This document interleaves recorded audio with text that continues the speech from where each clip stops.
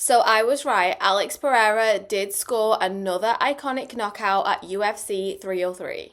As a reminder, this was Pereira's second round knockout win over Jiří Procházka. I'm actually so jealous of whoever took this video, they had such good seats. Alex Pereira always has iconic moments, and one that people are loving right now is this one where he simply popped his toe back into place after getting his knockout win. It's fair to say that Alex Pereira is made of something else. Pereira did make UFC 303 a night to remember, and it's almost like people have forgot that the main event was actually supposed to be McGregor versus Chandler. So the question on everyone's mind now is what's next for the light heavyweight champion? Alex Pereira said he definitely does see the heavyweight championship in his future, but ultimately he will do whatever the fans want.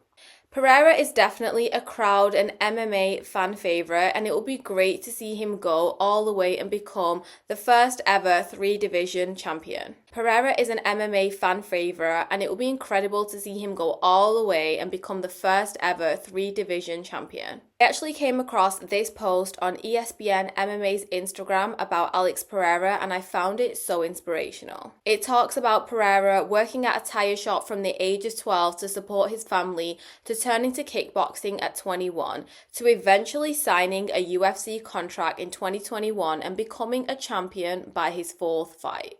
I think this is such an amazing story, and I can definitely see a movie being made about Alex Pereira's life. So, UFC lightweight division updates. Dustin Poirier was present at UFC 303 commentating, and it seems that being on the sidelines really fueled Dustin Poirier's desire for one more fight. Poirier had been quite active on Twitter and even tweeted current lightweight champion Islam Makhachev to rematch if Arman Tsarukyan can't make it.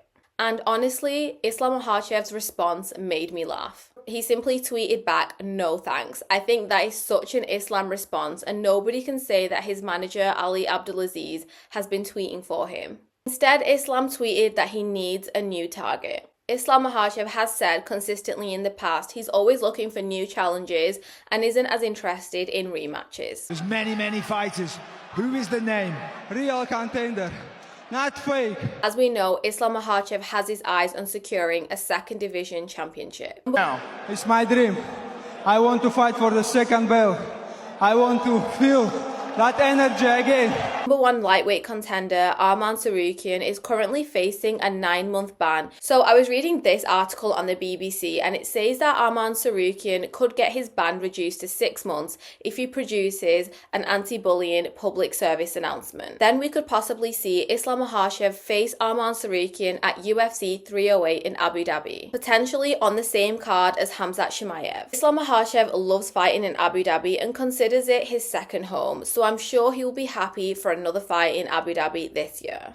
Abu Dhabi, good to see you again. Thank you all of you guys, because I know you all support me.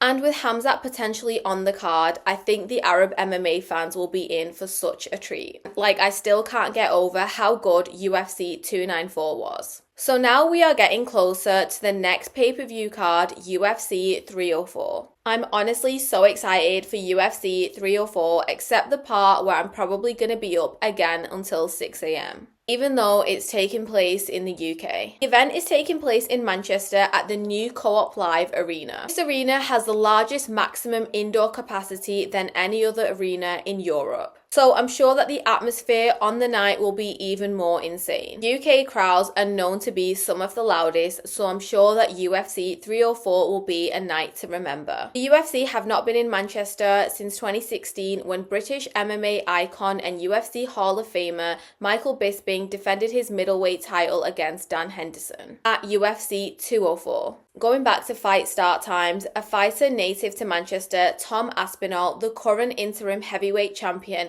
did express concern on how he will be preparing for the late fight time. So the late start time is something that most fighters on the main card will be preparing for. Leon Edwards, Paddy Pimblett, Arnold Allen and Mohamed Mokaev all live in the UK, and so will be preparing for start times of 3 a.m. onwards. I'm honestly just thinking about how tired the fans will actually be. I'm actually super interested into seeing how the fighters will be adapting their training and eating schedules for this. Perhaps we will see this in the UFC 304 embedded episodes. Not to mention, Tom Aspinall has created an energy drink with his sponsor, Gym King. On the can, it says 2 a.m., 3 a.m., 4 a.m., 5 a.m., which I'm understanding is a reference to his late fight time for UFC 304. I actually think it's quite funny and resonates a lot with European fans who are up throughout the night for UFC events, such as myself. Going back to Tom Aspinall, I came across this article that showcased a mural that has been painted to honor the MMA star's success. Tom Aspinall is considered a great British athlete due to his MMA success, as well as his advocacy for great causes, notably autism awareness. The mural was painted by Manchester-based street artist Tony Kelso, who has depicted Tom Aspinall as a gladiator.